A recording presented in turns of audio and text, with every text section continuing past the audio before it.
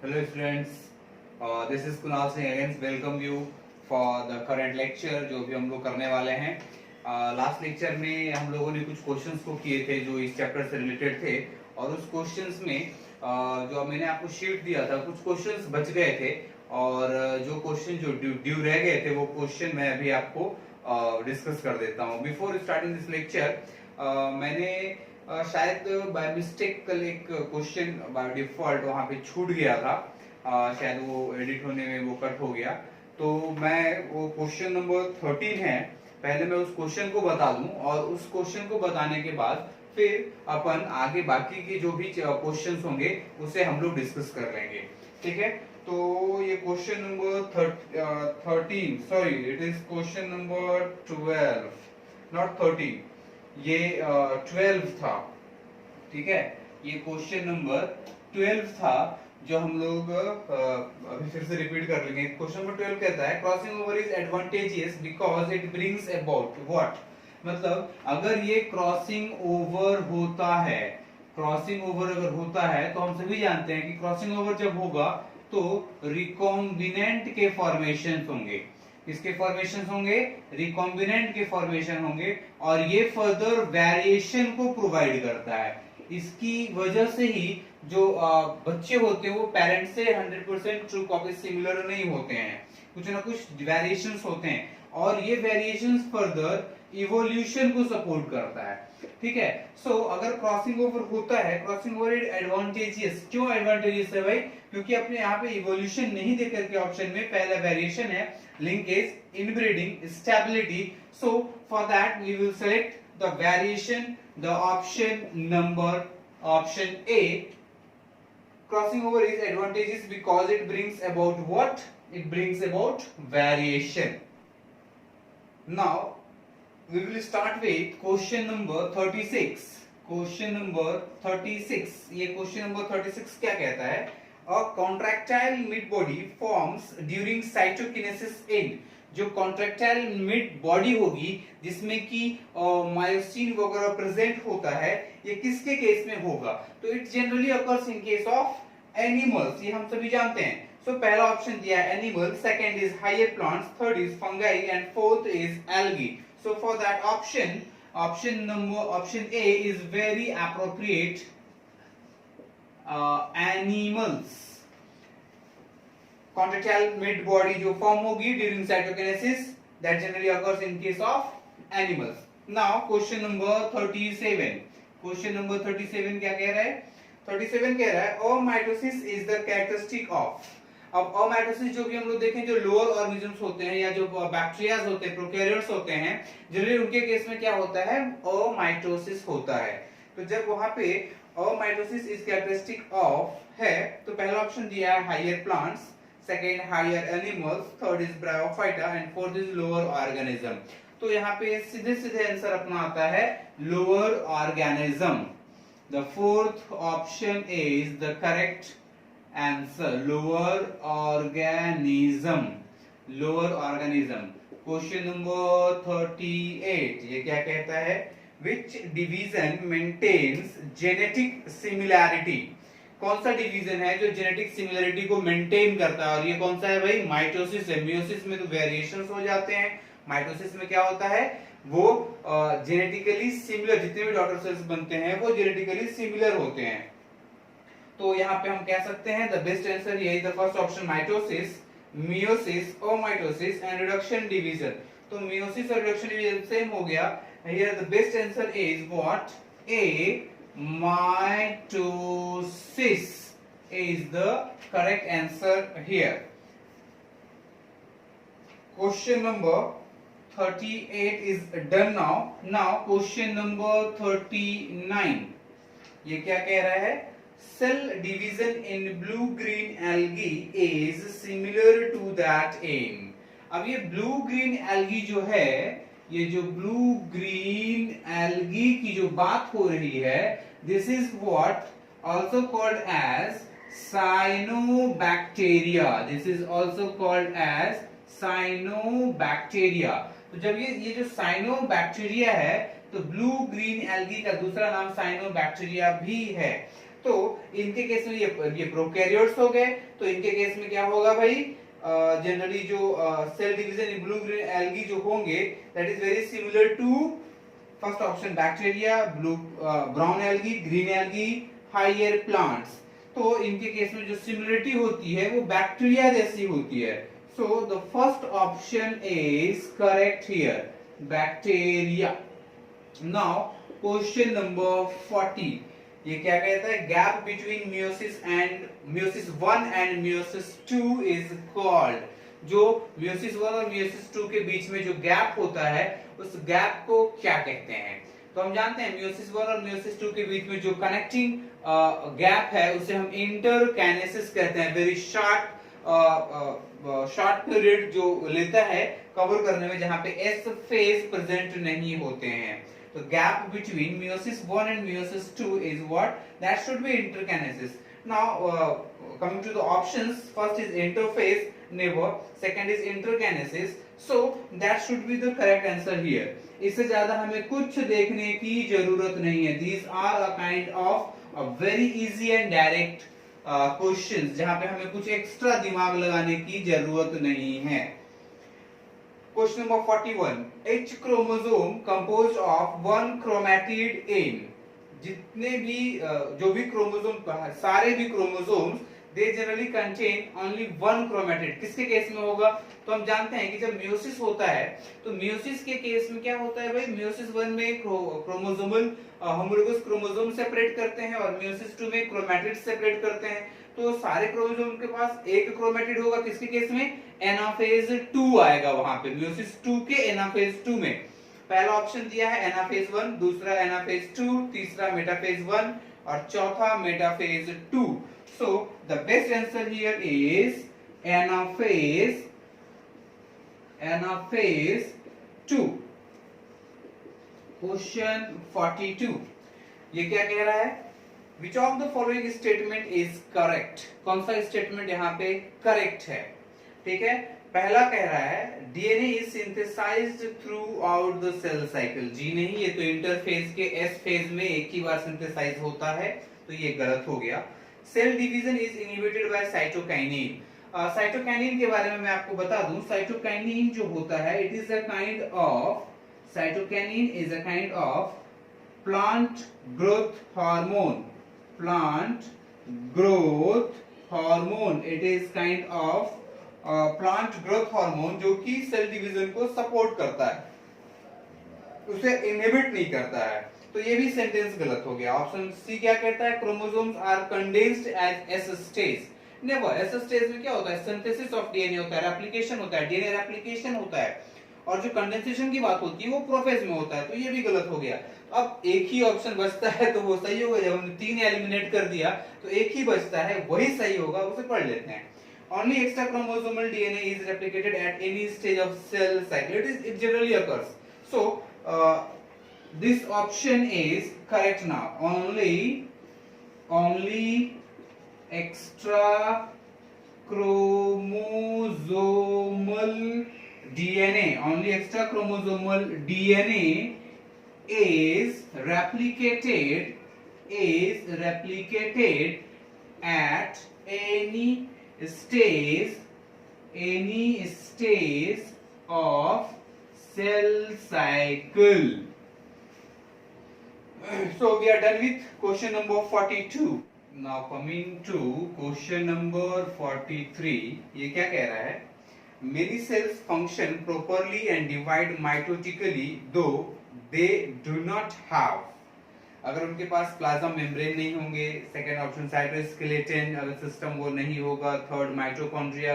ये generally these all are very important. Mitochondria energy provide करता है, सेल मेम्ब्रेन तो नहीं होगा तो सेल ही नहीं सर्वाइव करेगा. तो एक चौथा ऑप्शन दिया है यहाँ पे प्लाज्मिड का, इसे हम आराम से सेलेक्ट कर सकते हैं. अगर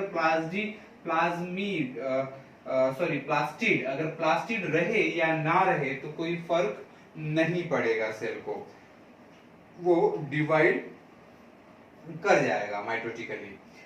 क्वेश्चन नंबर 44 क्या कह रहा है, chiasmata are formed as a result of. तो वो कब होता है भाई, होमोलोगस क्रोमोसोम्स के एक्सचेंज पे, जो सेगमेंट्स का एक्सचेंज होता है, इसकी वजह से काइजमाटा का फॉर्मेशन होता है। तो पहला ऑप्शन ही दिया है, exchange of parts of paired homologous chromosome, that is very perfect. Option A, exchange of parts of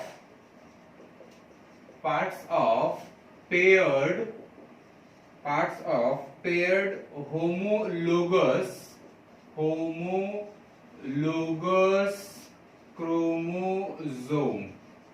homologous chromosome, that should be the correct option।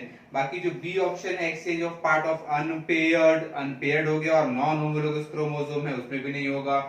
Third option दिया है duplication of parts of paired homologous chromosome, ये भी नहीं होगा, duplicate वाली बात होगी। Loss of part of paired chromosome, so the best answer is option A. Now coming to the question number 45। Question number 45 क्या कह रहा है, in plants active mitosis occurs in, कहां पे एक्टिवली सबसे ज्यादा माइटोसिस होता है? पहला cambium, second option leaf tip, third option root base, fourth mid when. तो कैम्बियम, जो कैम्बियल रीजन होता है प्लांट का, वो बहुत ज्यादा माइटोटिकली डिवाइड करता है। रूट के बेस पे भी वैसा फास्ट डिवीजन ही होगी, that cambium is very responsible for the secondary growth of plant के केस में। So A is the correct answer, cambium. Now question number 46 क्या कह रहा है, chromosome exhibit high level of coiling at which phase of karyokinesis. सबसे ज्यादा high level of coiling कब होती है? एक तो प्रोफेज पे कंडेंसेशन स्टार्ट होता है, और जो कॉइलिंग होती है हम जानते हैं मेटाफेज प्लेट पे सारे भी क्रोमोसोम एक जगह जमा हो जाते हैं। तो उस सिचुएशन में, उस फेज में सबसे ज्यादा कंडेंस्ड कॉइलिंग होती है। So that is first option prophase, second metaphase, third telophase and fourth is interphase। तो टेलोफेज में तो सबसे लास्ट स्टेज ऑफ कैरियोकाइनेसिस हो गया, इंटरफेज प्रिपरेटरी हो गया, प्रोफेज में कंडेंस्ड फॉर्म में रहते हैं। सो बी ऑप्शन मेटाफेज हमें यहाँ पे सिलेक्ट करने की जरूरत होगी, अदर देन जो भी हम सिलेक्ट करेंगे वो गलत होगा और -1 मार्क्स मिलेंगे। ठीक है, क्वेश्चन नंबर 47 को देखते हैं। मियोसिस डज नॉट अकर इन, कहां मियोसिस नहीं होगा? अब ऐसा सवाल है तो हम सोच सकते हैं कि मियोसिस कहां होता है भाई, जर्म सेल्स में होते हैं जनरली, और जो माइटोसिस होता है they generally occur in case of somatic cells. तो पहला ऑप्शन दिया हुआ है ovule, second is anther, third is microsporangia. तो ये तीनों भी जो ऑप्शंस हैं they are very related to the germination, next generation के लिए रिस्पॉन्सिबल होते हैं। तो यहाँ पे शूट टिप जो फोर्थ ऑप्शन बचा है उसे हम आंख बंद करके सिलेक्ट कर सकते हैं, shoot tip. The next question is question number 48। ये क्या कह रहा है, replication of DNA in meiosis occur during. इस क्वेश्चन में थोड़ा आपको कंफ्यूज करने की कोशिश की गई है। पहला ऑप्शन दिया है एस फेज, सही ये लग रहा है। दूसरा एस फेज एंड लेप्टोटीन, तीसरा कह रहा है एस फेज एंड ज़ाइगोटीन, और चौथा कह रहा है ऑल ऑफ दीज। तो एस फेज में तो हम सभी जानते हैं कि एस फेज में डीएनए रेप्लिकेशन होता है, तो क्या लेप्टोटीन और ज़ाइगोटीन में रेप्लिकेशन होता है? लेप्टोटीन में तो थ्रेड लाइक स्ट्रक्चर होता है जो कि न्यूक्लियर मेम्ब्रेन से अटैच पॉकेट स्टेज से कहते हैं, और ज़ाइगोटीन में क्या होता है, पेयरिंग होती है। तो वहां पे भी कोई वैसा डीएनए का रेप्लिकेशन नहीं होता है, डीएनए रेप्लिकेशन एक ही बार होता है मियोसिस में भी। So the first answer is S phase, एक बार ही होगा। Question number 49। धीरे धीरे हम लोग लास्ट की तरफ बढ़ रहे हैं, काफी मजा आ रहा है क्वेश्चन सॉल्व करते हुए। Reason of chromosomal movement in anaphase, anaphase में जो क्रोमोसोमल मूवमेंट होता है उसका क्या reason, what are the possible reason, जो हमें 4 ऑप्शन दिए हैं उसमें से क्या हो सकता है? पहला कह रहा है एस्ट्रल रेज, दूसरा सेंट्रियोल, तीसरा कैनेटोकोर। तो जो एनाफेज की जब बात हो रही है तो एनाफेज में मतलब ये क्रोमोसोम है और ये यहाँ पे कैनेटोकोर प्रोटीन है, दिस इज व्हाट सेंट्रियोल। तो सेंट्रियोल का भी कुछ वैसा खास फंक्शन नहीं है, ये यहाँ से अटैच हुआ स्पिंडल फाइबर, यहाँ से अटैच हुआ, और इसके लिए ये स्पिंडल फाइबर और काइनेटोकोर की सबसे ज्यादा रिक्वायरमेंट होगी। अगर स्पिंडल फाइबर नहीं होंगे तब भी एनाफेज में सेपरेशन नहीं हो पाएगा, काइनेटोकोर नहीं होंगे तब भी सेपरेशन नहीं हो पाएगा। सो the best answer here is, the best answer is option D, kinetochore and spindle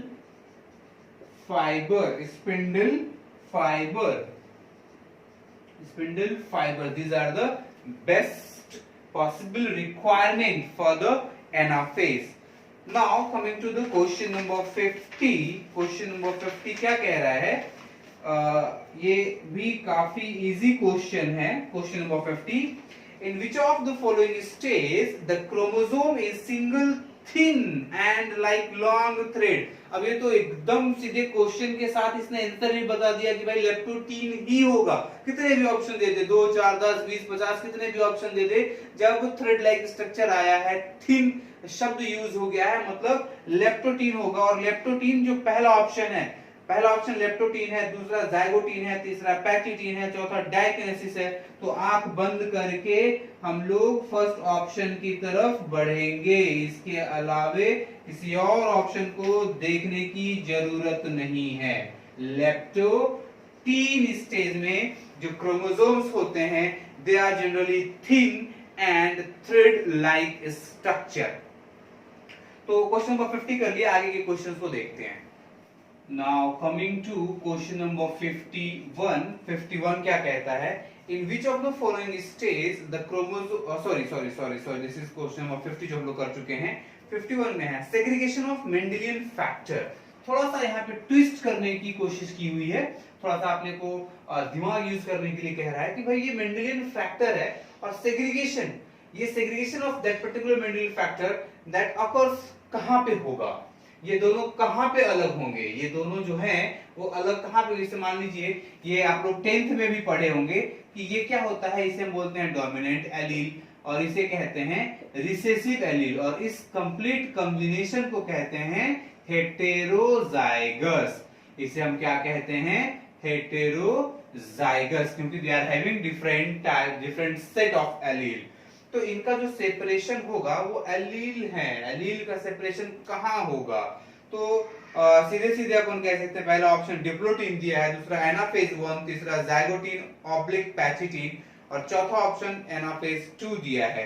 तो इसका जो सेपरेशन हो जाएगा वो एनाफेज 1 में ही हो जाएगा, एनाफेज 1 में ही सेपरेशन हो जाएगा, क्योंकि ये जो हेटेरोजाइगस सेट है ये अलग हो जाएंगे और फिर मतलब क्रॉसिंग ओवर हो जाएगी और आपस में सेप्टेम्बरल कॉम्प्लेक्स के थ्रू वो जुड़े रह जाएंगे। So anaphase 1 should be the correct answer in case of question number 51। Question 52 ये क्या कह रहा है, which one of the following precedes reformation of nuclear envelope during M phase of cell cycle। कौन प्रिसीड कर रहा है रिफॉर्मेशन ऑफ न्यूक्लियर एनवेलप का। तो पहला ऑप्शन दिया है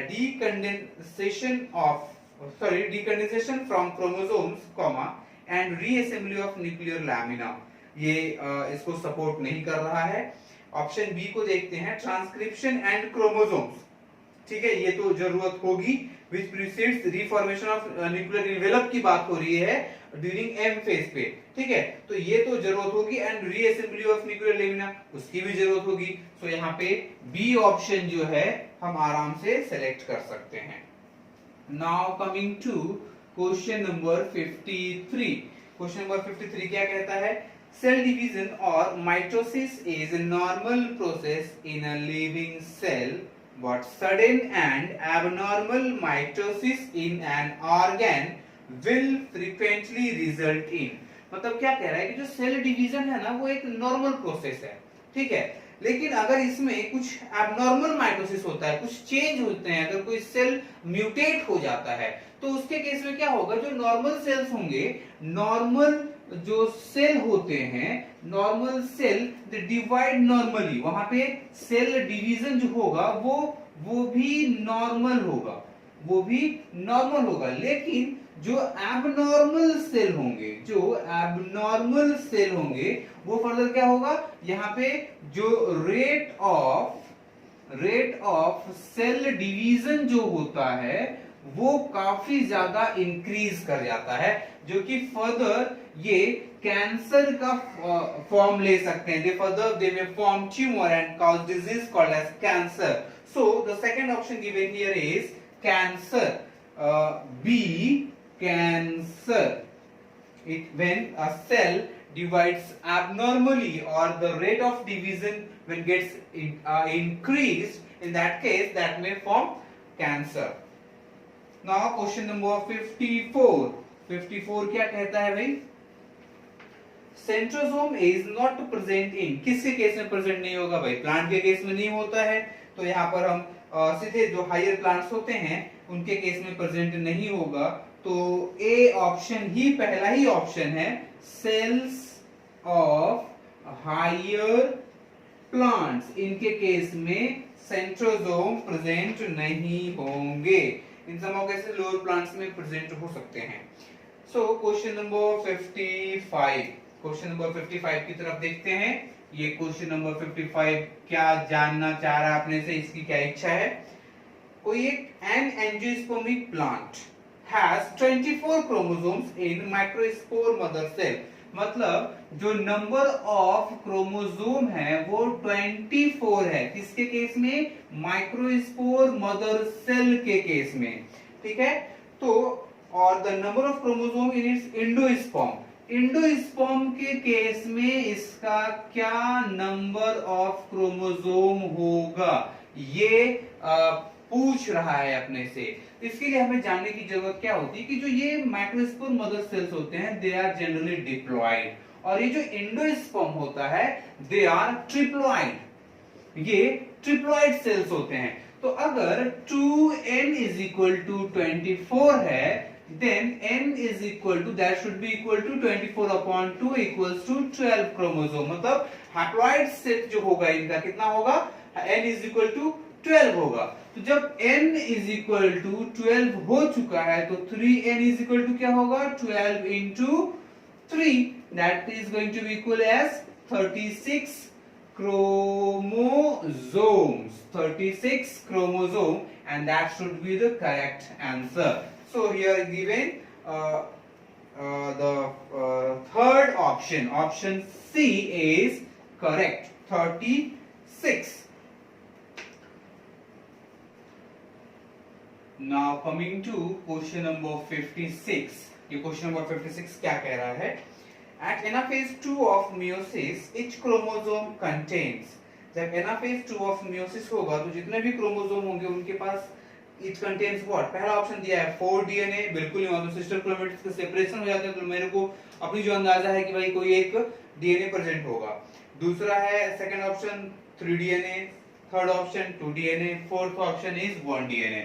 So D should be the correct answer, क्योंकि एनाफेज 2 में हम क्या जानते हैं, सिस्टर क्रोमेटिड्स के भी सेपरेशन हो जाते हैं। क्वेश्चन नंबर 57 क्या कह रहा है, genetic information is transferred from zygote to all body cell, zygote से सारे बॉडी सेल तक जो ट्रांसफर हो जाएंगे genetic information, that is generally done by mitosis, जो कि फोर्थ ऑप्शन दे रहा है यहाँ पे। द फोर्थ ऑप्शन जो कि माइटोसिस कह रहा है वो जाइगोट से, क्योंकि वो जो जाइगोट सेल्स जो बनते हैं they generally further divides mitotically, they does not divide meiotically, so that is what the fourth option. Question number 58, question 58, what it says now, how many chromosomes shall be present in a diploid cell at mitotic anaphase।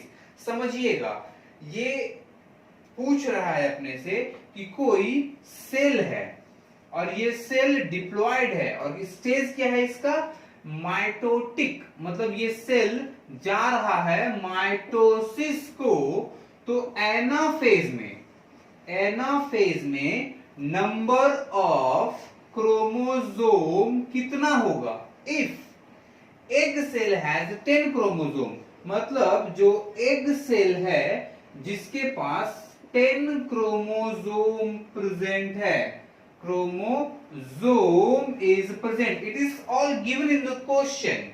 जो cell है वो diploid है, mitotic division को जा रहा है, तो anaphase में नंबर ऑफ क्रोमोसोम कितना होगा? इफ एग सेल के पास, इसी सेल के एग सेल के पास 10 क्रोमोसोम है, और हम जानते हैं कि एग सेल क्या होता है, that particular egg cell is haploid.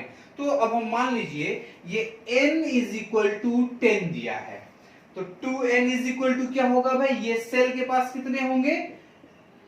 2 into 10 that is equal to 20 chromosomes. यहां पे 20 क्रोमोसोम्स हो जाएंगे। अब ये कह रहा है कि एनाफेज में कितने होंगे, तो एनाफेज ये फर्दर अगर ये डिप्लॉयड सेल है तो ये इंटरफेज को इंटर करेगा, तो आफ्टर क्रॉसिंग इंटरफेज, यहां पे इंटरफेज की जब बात होगी तो यहां पे 40 क्रोमोसोम्स हो जाएंगे, ये डबल हो जाएगा, ठीक है। और मेटाफेज में भी यहां से अब ये बढ़ेगा मेटाफेज में, तो मेटाफेज में भी सेम 40 नंबर होगा। अब ये जाएगा एनाफेज में, तो यहां भी क्या होना चाहिए? सेम रिपीट होना चाहिए, मतलब कितने होने चाहिए? 40 क्रोमोसोम्स होने चाहिए। अब एनाफेज से जब ये कंप्लीट कर लेगा तो टेलोफेज में इनके पास कितना हो जाएगा? 20 क्रोमोसोम होगा। तो ये हो गया equational division, 2n is equal to 20। यहाँ पे finally that particular cell also achieves 20 number of chromosome as a result in their daughter cells, ठीक है। तो अब ऑप्शन यहाँ पे दिया हुआ है फोर्थ ऑप्शन एनाफेज में। एनाफेज में कितना है भाई? 40। So the fourth option, option D 40 is the correct answer in that respect for question number 58. Now coming to the question number 59, क्या कहता है? Which does not occurs in prophase। Prophase में क्या नहीं होता है? तो पहला सीधे लिख दिया हाइड्रेशन ऑफ क्रोमेटिन, ऐसी कोई प्रोसेस नहीं होती है। पहला ही सही हो गया तो आगे देखने की जरूरत नहीं है। Hydration of chromatin, chromatin fiber का हाइड्रेशन नहीं होता, वहां कंडेंसेशन होता है। Coming to the question number 60, slipping of chiasmata towards the end of bivalent. जब वो स्लिप कर रहा होता है, ऐसी स्लिपिंग हो रही होती है बाइवेलेंट के ऊपर, इसे हम क्या कहते हैं? That is what called as terminalization. A option, कहीं कुछ ज्यादा देखने की जरूरत नहीं है। Terminalization is the correct answer for question number 60. Coming to the question number 61. 61 क्या कह रहा है? During पैचेटिन stage of meiosis, the chromosomes appear। जब पैचेटिन होती है, पैचेटिन कब होगा? जब ज़ाइगोटिन के बाद आएगा। लेप्टोटिन, थ्रेड, ज़ाइगोटिन, पेयर्ड, पैचेटिन, जहां पे टेट्रा, बाइवेलेंट ये सारे फॉर्मेशंस हो जाते हैं, तो वहां पे क्या होता है? 4 स्टैंडर्ड क्रोमोसोम दिखता है। तो पहला ऑप्शन है single standard, second option is 4 standard, third option is 6 standard, fourth is 8 standard. So here B is the correct answer. The chromosome appears as 4 stranded in case of Pachytene. Question number 62. What it says? During which of the following technique other than microscopy is used for study of cell? यहाँ पे electrophoresis दिया हुआ है, electrophoresis में और radio activity, chromatography ये सारे use नहीं होते हैं। यहाँ पे ऑटो रेडियोग्राफी यूज होती है। Auto radiography is what used in case of study of cell other than microscope. Okay, question number 63, ये क्या कह रहा है भाई? इसे भी देख लेते हैं। बल्क ऑफ आरएनए सिंथेसिस कब होता है? हम सभी जानते हैं G1 में होता है, G1 S G2। G1 में सबसे ज्यादा आरएनए का सिंथेसिस होता है।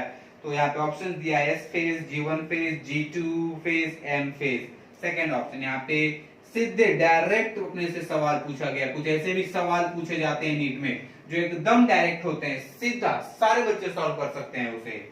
Coming to the question number 64, duplication of chromosomes without the division of nucleus, जब डिवीजन का न्यूक्लियस नहीं होगा और क्रोमोसोम डुप्लीकेट कर जाए, इस प्रोसेस को हम कहते हैं एंडोमाइटोसिस। याद रखिएगा, this is what called as endomitosis, which is given in C option, endomitosis. Endomitosis here is the correct answer. When the duplication of chromosome occurs without division of nucleus, division of nucleus हुआ भी नहीं और chromosome duplicate कर गया, उसे हम कहेंगे एंडोमाइटोसिस। Question number 65, question number 65 क्या कह रहा है? Division of nucleus is indirect, मतलब डायरेक्ट नहीं, सीधे स्प्लिट नहीं कर गया, कुछ स्टेजेस हैं, किसमें? माइटोसिस में भी है, मियोसिस में भी है। पहला ऑप्शन दिया है माइटोसिस, दूसरा मियोसिस, तीसरा अमाइटोसिस, वो तो डायरेक्ट स्प्लिटिंग ऑफ न्यूक्लियस होता है। और चौथा ऑप्शन दिया है ए एंड बी बोथ, दोनों ए एंड बी दोनों को लेकर के कह रहा है, तो ए में माइटोसिस है, बी में मियोसिस है और चौथे में क्या है? ए एंड बी बोथ, तो हम डी सिलेक्ट करेंगे। यहाँ पे डी ऑप्शन सही होगा, ए एंड बी बोथ, क्योंकि ये बेस्ट हो जाएगा अपने लिए। Coming to the question number 66, it is also a bit easy. Which one is correct about crossing over और genetic recombination? genetic recombination और crossing over को लेकर के कौन सा सही होगा? पहला, it occurs in tetrad stage, it occurs in patching of prophase 1 of meiosis 1, सही कह रहा है। It occurs between non-sister chromatids of homologous chromosome, ये भी सही कह रहा है। It is recombinase enzyme mediated process, obviously recombinase enzyme की वहां पे रिक्वायरमेंट होती है, तो 3 सही हो गए। अब ऑप्शंस में दिया है all are correct, B option है all except fourth option, C option दिया है 2, 3 एंड 4। जब पहला सही है और इसमें कंसीडर नहीं किया गया है तो सी हम एलिमिनेट कर देंगे पहले ही। डी में दिया है थर्ड एंड फोर्थ, तो तीसरा सही है, बिल्कुल सही बात है, लेकिन पहला दूसरा भी तो सही है, तो ये इसमें नहीं दिया है, तो ये भी एलिमिनेट हो जाएगा। अब बचता है ए या फिर बी, फोर्थ ऑप्शन को पढ़ेंगे, हमारा आंसर मिल जाएगा। It is also the reciprocal transfer of genes between the non homologous chromosome, ये तो गलत हो गया, रेसिप्रोकल ट्रांसफर तो होता नहीं है, तो ऑल आर करेक्ट कभी नहीं होगा। यहाँ पे बी ऑप्शन सही हो जाएगा, all except option 4 is correct, सारे सही होंगे फोर्थ ऑप्शन को छोड़ करके, this one is the correct option.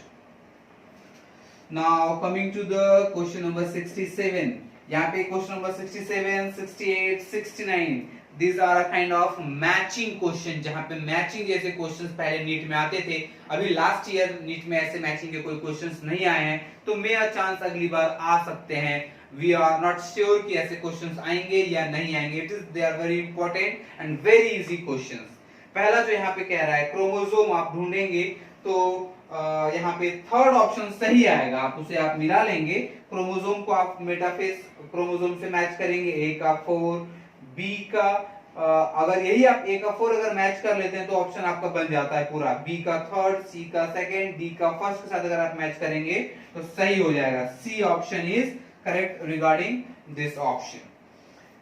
Question number 68, ये 68 क्या कह रहा है? ये भी मैचिंग वाला ही है, इसके केस में ऑप्शन ए सही होगा। ऑप्शन ए मतलब क्या है? ए का 2, बी का 3, सी का 4 एंड डी का 1st। 67 में क्या था वो भी लिख देता हूं, ए का 4, बी का 3rd, सी का 2nd and D का 1st. This is for question number 67 and this one for question number 68. Coming to the 69, question number 69, ये क्या कह रहा है? Find the correctly matched pairs and choose the correct option. जो matching की हुई है उसको आप देखिए और ऑप्शंस को सेलेक्ट करना है अपने को। पहला दिया है जाइगोटीन, इसके साथ मिलाया गया है पेयरिंग ऑफ होमोलोगस क्रोमोसोम, जी हाँ सर ये सही है। तो अब हमें देखना है ऑप्शंस में ए किसमें है, तो फर्स्ट ऑप्शन, सेकंड और थर्ड तीनों में भी ए ऑप्शन दिया हुआ है, फोर्थ में ए ऑप्शन नहीं है, मतलब फोर्थ एलिमिनेट हो गया। अब 3 से अपने को एक सेलेक्ट करना है। Pachytene dissolution of complex synaptonemal takes place, वो तो पैचिटीन में नहीं होता है, मतलब ये मैचिंग गलत दिया है। तो अब बी किसमें नहीं है, तो ए और बी में बी ऑप्शन नहीं सिलेक्ट किया गया है एज अ करेक्ट, तो अपना ए सॉरी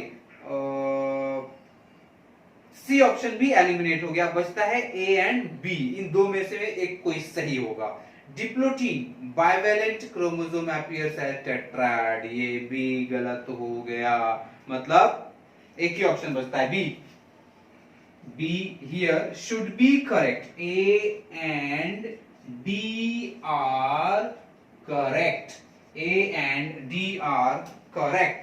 अब डी क्या है भाई, डाइकिनेसिस के बारे में कह रहा है कि terminalization of chiasmata takes place, terminalization of chiasmata takes place, so for that sake D is very right, so A and D right है, इसलिए हमने लिखा जो आपका सेकंड ऑप्शन दिया हुआ है A and D are correct. Now coming to question number 70, क्या कह रहा है, which of the following pair is correctly matched. तो इसमें आप डी ऑप्शन को अगर देखेंगे तो इसके साथ करेक्ट मैचिंग की गई है, उसमें बताया गया है कि जी नॉट को कहा जाता है quiescent stage, QUIESCENT, quiescent stage.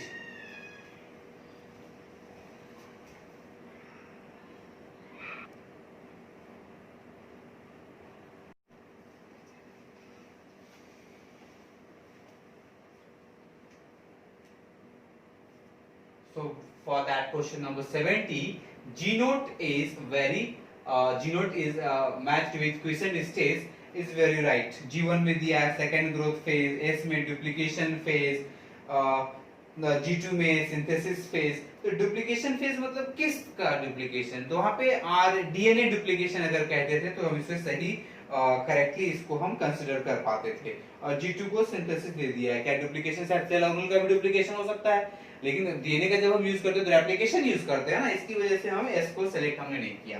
Question number 71, ये क्या कह रहा है, given below the representation of a certain event at a particular stage of a type of cell division, which stage is shown by given figure.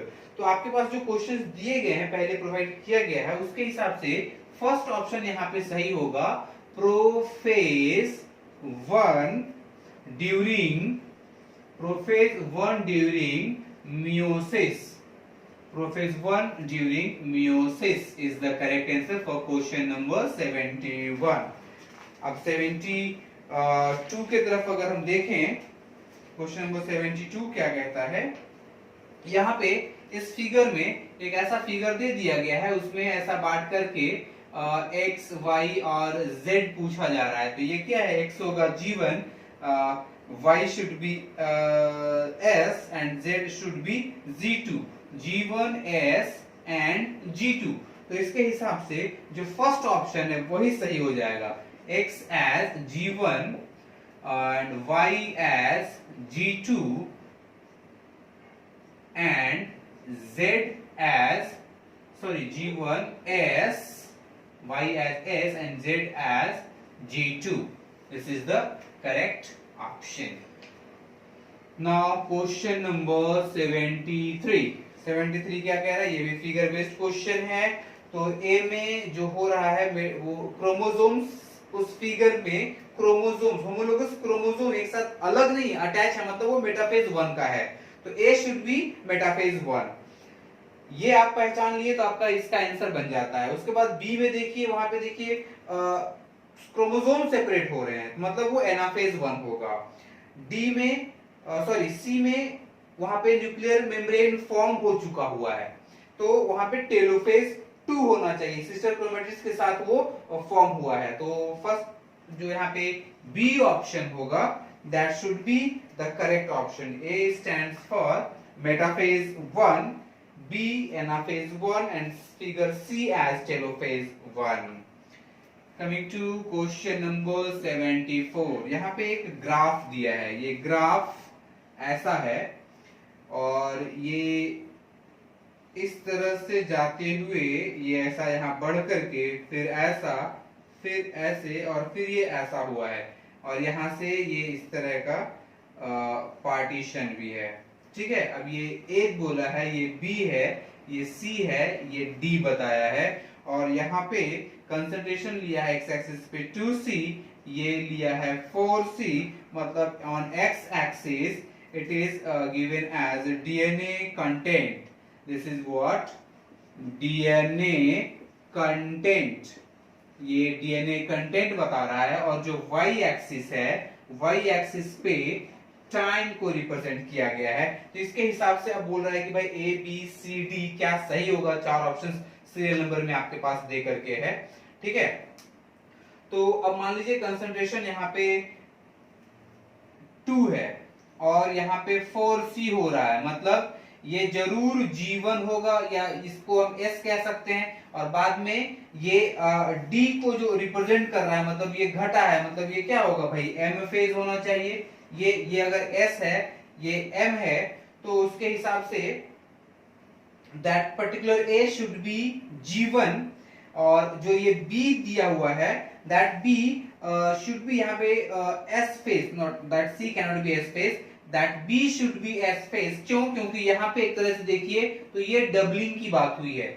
यहां से ये बढ़ करके सीधे कंसंट्रेशन, जो यहाँ पे कंसंट्रेशन 2c था, यहाँ पे कंसंट्रेशन 4c हो गया। इस पर्टिकुलर पॉइंट पे 4c हो जाता है, यहाँ पे क्या हो जा रहा है 4c, और आगे ये कंटिन्यू रह रहा है, मतलब ये G2 है, बाद में ये घट गया, मतलब ये M फेज है। तो इस according to that third is the correct, A as G1, B as S, then C as G2 and D as M, ये ऐसा हो जाएगा। So third should be the correct answer. Now coming to the question number 75. Now अब हम लोग एकदम last पे आने वाले हैं। ये भी एक फिगर बेस्ड क्वेश्चन है, जिसमें आप देख सकते हैं कि क्रोमोसोम सेपरेट हो रहे हैं। The diagram shows a cell whose diploid chromosome number is 4। Diploid chromosome number 4 है।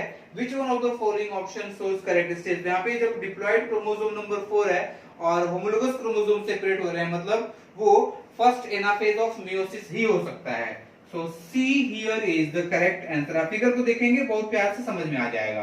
First anaphase, first anaphase of meiosis, first anaphase of meiosis। Question number 76 क्या कहता है, इसे देख लेते हैं। The major event that occurs during the anaphase of mitosis which brings about the equal distribution of chromosome is, किसमें? तो यहाँ पे आप देखिए, पहला दिया replication of genetic material, splitting of chromatids, splitting of centromere. Obviously जब सेंट्रोमीटर स्प्लिट करेगा तभी एनाफेज स्टेज में इक्वल नंबर ऑफ क्रोमोसोम का डिस्ट्रीब्यूशन होगा। So C here is the correct answer, splitting of centromere, splitting of centromere. जब centromere split करेगा तो equal वहां पे डिवीजन हो जाएगा, क्रोमोसोम का सेपरेशन हो जाएगा, डिवीजन हो जाएगा। इक्वली दोनों भी डॉटर सेल्स में, जो भी डॉटर सेल्स फॉर्म हो रहे होंगे वहां पे इक्वल मूवमेंट हो जाएगा माइटोसिस के केस में।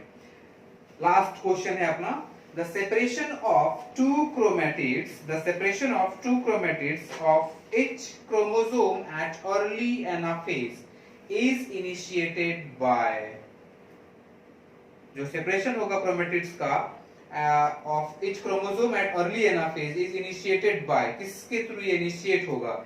पहला दिया interaction of centromere with the chromosomal fibres, दूसरा इलोंगेशन ऑफ मेटाफेजिक स्पिंडल, तीसरा the force of repulsion between divided kinetochores. Exactly इसे हम सेलेक्ट कर सकते हैं, C option, force of repulsion, force of repulsion between, force of repulsion between the